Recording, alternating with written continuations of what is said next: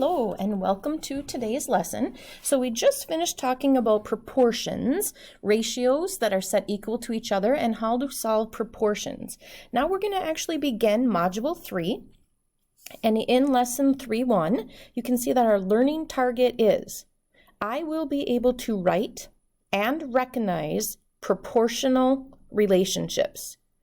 So I will be able to write and recognize proportional relationships.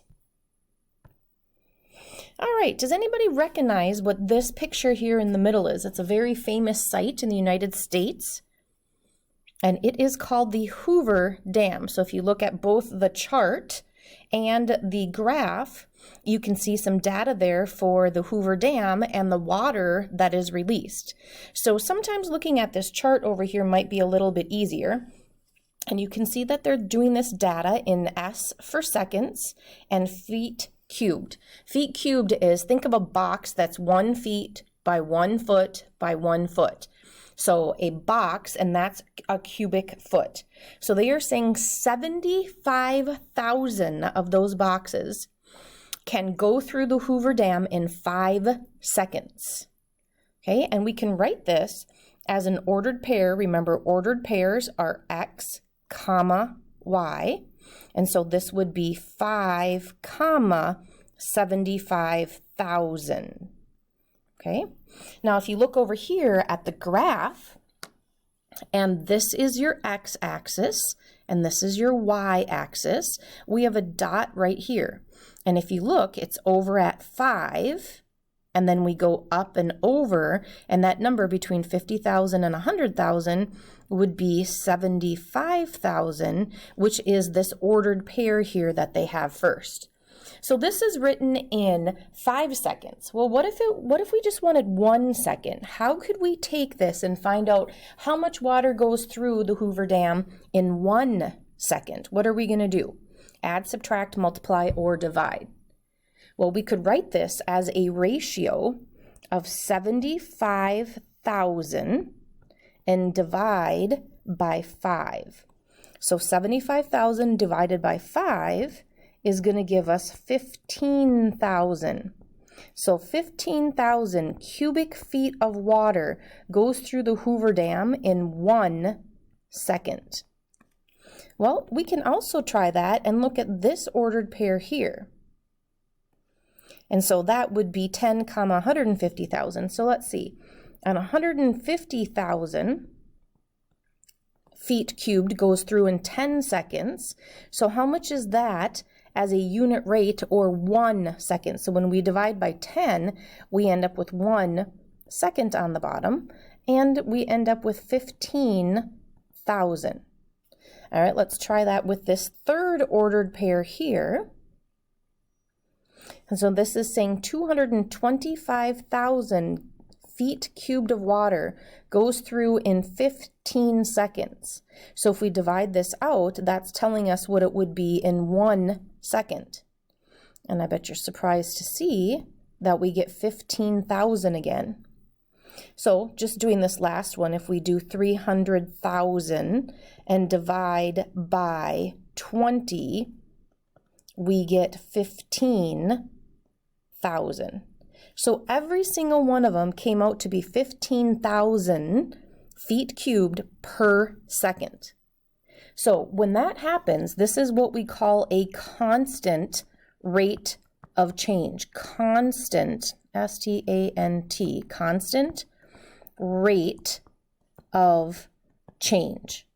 And if it's a constant rate of change, that kind of makes sense, doesn't it? When you look at this graph here, how this graph is a nice, perfect, straight line. It doesn't go up and then over and then up and over. It constantly, that water is flowing through the Hoover Dam at the same rate. That's why it is a constant rate of change. And notice here at 0 seconds, so if the Hoover Dam was shut and there was no water flowing through it, in 0 seconds, 0 water is going to be going through. All right, let's look at some other examples here where you might find this. So in real life, any of you ever go into a grocery store or a gas station and buy some pop? Well, at this particular gas station, they're selling bottles of pop for $1.50. So if you buy one bottle of pop, it is going to cost you $1.50. So maybe later that day or the next day you go in and you have a little brother who's with you, and your little brother's asking you if you can buy a bottle of pop for him too. So you buy one for you and one for your brother. So how much is that going to cost you? If you're going to buy 2 bottles of pop, that's going to cost you $3.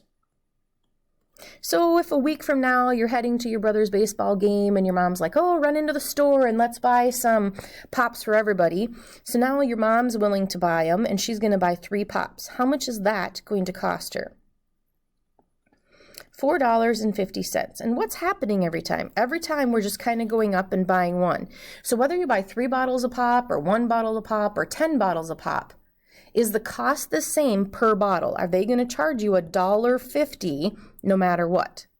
So when you buy 4, is that going to cost you $6? Is this a constant rate of change? Is it constantly going up by the same number?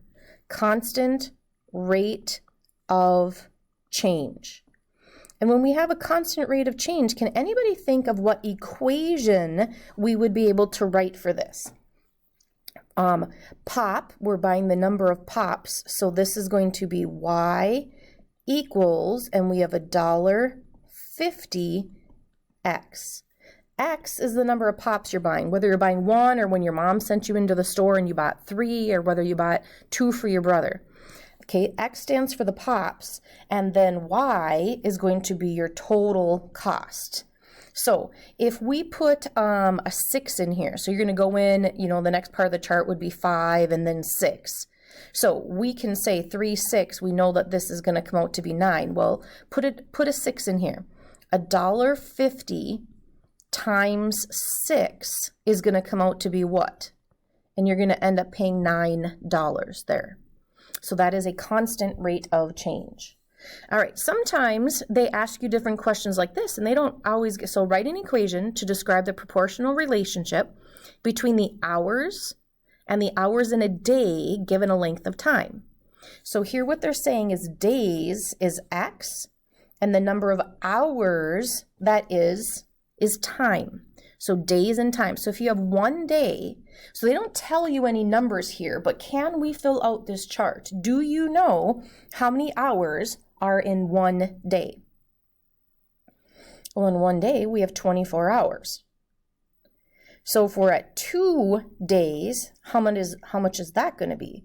Well, that's going to be 48 hours. So if you just keep this chart going, 1, 2, 3, 4.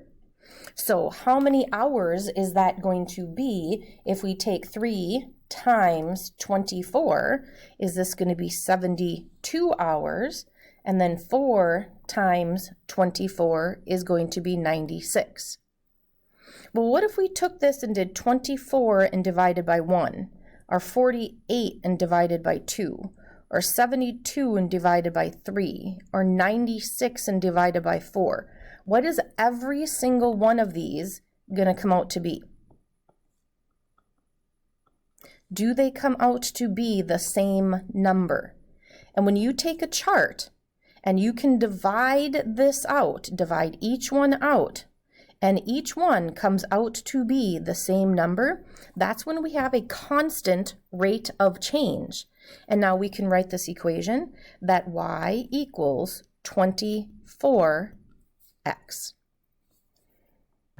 All right, so in this diagram here, so we've got an author, his name is Jules Verne, and he wrote a very famous book back in 1870 called 20,000 Leagues Under the Sea. Now, normally when we think of leagues, we might think of the Justice League or something like that, or a group that you belong to, but leagues actually represents a distance. And what they're saying is 1 league represents 3 miles. So you have 2 leagues, that's going to represent 6 miles. If you have 6 leagues, that's going to represent 18 miles. So now, when you go backwards, if we have 36 leagues, how many miles is that? Well, we're going to have to divide this time, and we're going to have 12. And then this is going to be 60,000. So let's see what happens. When we take this and take 3 and divide by 1, what do we get? Okay, now when you do the second one, and you have 6 divided by 2, what do we get? And you do the next one, and you have 18 and divided by 6, what do we get? And the last one here that I'm just going to write out, 36 divided by 12 is 3. What do we get every time we divide that ratio out? We get 3. So writing an equation for this would be y equals 3x. There is a constant rate of change. So in a proportional relationship, when we have a constant rate of change, we write that equation as y equals kx. And notice every time we did that, what is that k value? That number that we put in front of x. This number that we put in front of x, didn't we get that by taking the y value and dividing by the x value? So let's go back over here. Okay, this is your x, this is your y. Did we take 3 and divide by 1, 6 and divide by 2? Did we always put y over x? Even when we went back over here, if you take this right here and do y over x, do we have $1.50 over 1? And isn't that what we ended up with our equation here? All right, so y equals kx. All right, so here, let's see the same thing. What do we have? 12 over 1, 24 over 2. So remember, this is x, this is y. 12, 12, 12. That constant rate, so we can write y equals 12x. All right, Marco earns $36.50 per hour as an accountant. So show that the relationship that he earns is proportional, then write the equation. Well, some of you can probably just go right to and write the equation that it's going to be y equals $36.50 x. So what they're just asking you to justify is if we have x, y, if you work for 1 hour, it's going to be $36.50. If you work 2 hours, what is that going to be? So let's take $36.50 times 2, and what's that? $73. And if you work for 3 hours, so let's add another $36.50 to that, and we're at $109.50. Now, if you were to divide all of these out, y over x, 73 divided by 2, what are we going to get? $36.50. If we take 109.50 and divide by 3, what do we get? $36.50, our constant rate of change. All right, let's see here. So we've got miles, 100, 200. Looks like we can keep that chart going. 300, 400, 500. So 5, 15, what's that going to be? 5, 10, 15, 20, 25. So it looks like 100 divided by 5, 200 divided by 10, 300 divided by 15, 400 divided by 20, and 500 divided by 25. Divide each one of them out, and we get 20. X, Y. So let X represent the gallons used. Oh, they flipped it on us.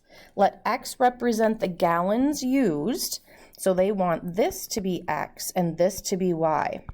They normally do not do that, so make sure that you're paying attention.